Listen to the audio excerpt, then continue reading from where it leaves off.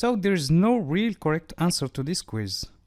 If you really don't like money, I guess you could prefer not to be paid at all.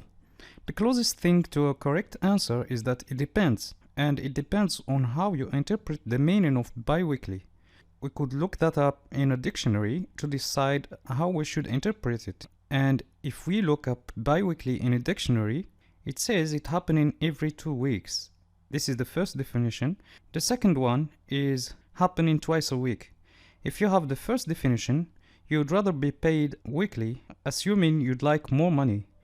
If you have the second definition, you'd rather be paid bi-weekly. Maybe that's a problem with dictionaries, that they are not very precise because they're all things. So if we look up bi-weekly in another dictionary, we will find the same definitions, occurring every 2 weeks or something occurring twice a week. This is a pretty big problem. If we wrote a computer program and the program was doing our payroll and had to decide what it means to pay someone bi-weekly, we want to make sure it understood that the same way the programmer did.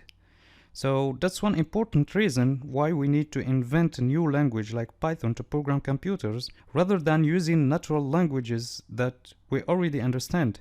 And that's because we don't really understand languages like English or Mandarin, that there is a lot of things that different people will understand in different ways. And this happens at the granularity of words like biweekly. It also happens in complete sentences where there are many different ways to interpret the same phrase. Another reason we don't use natural languages for programming is that natural languages are actually very verbose. To write a program, we need to describe exactly what the computer should do in a very precise sequence of steps.